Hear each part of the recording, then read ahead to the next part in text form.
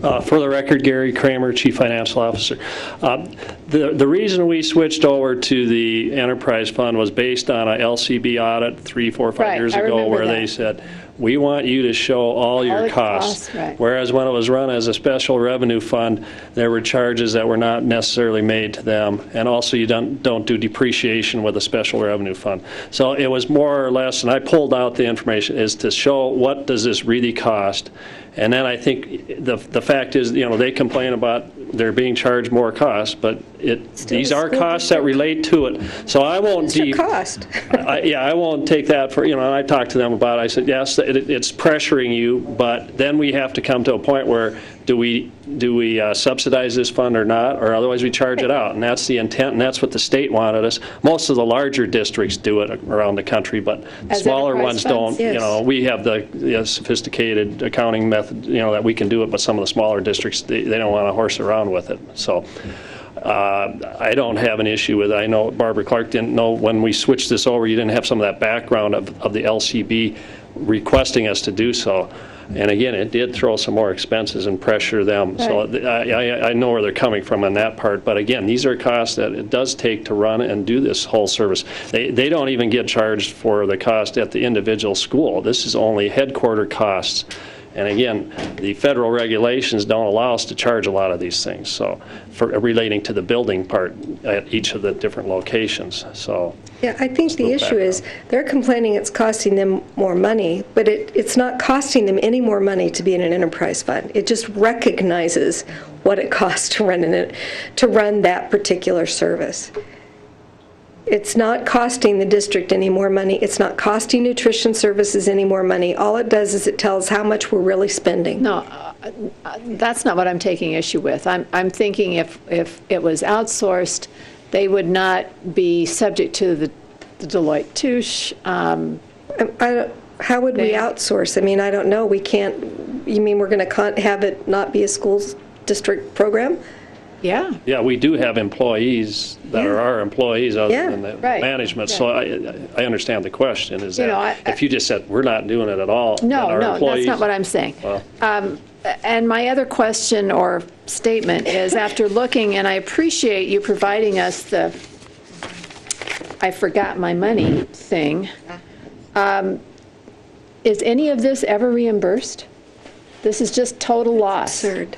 Yes, it's total. The only thing we get reimbursed on when we do supply the cheese sandwich, we are able to claim the 25 cents of lunch reimbursement for that student. But so the cash price of $2.25 for lunch is not it's not reimbursed. No.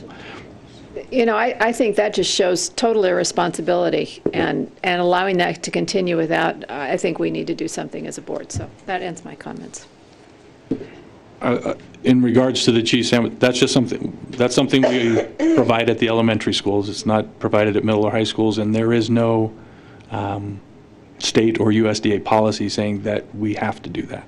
I know we're doing it out of the kindness of our hearts, but it seems like there ought to be some expectation on the other end that, you know, little Johnny brings in his money the next day or whatever. Don't disparage us.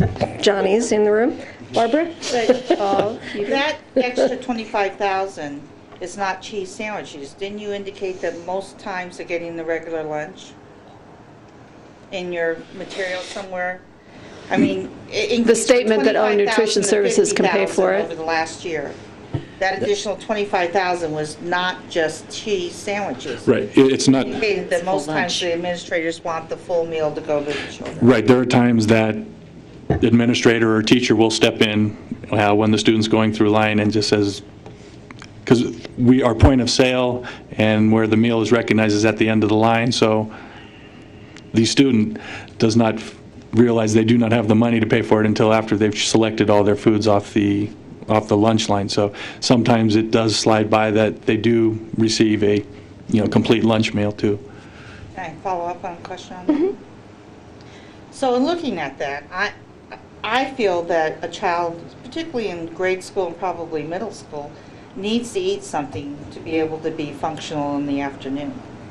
So have you looked at it, and do you have any recommendations about that? whether maybe it is cheese sandwiches or something. Maybe some of that can be reimbursed by the families, maybe some of it can't. Your costs are going up, all families' costs are going up as well, and maybe livelihoods aren't going up as well, so maybe they're feeling the crunch as well. So what do you recommend, or have you looked at it, and do you have a recommendation so that children can still be fed and you don't go under the because of the cost?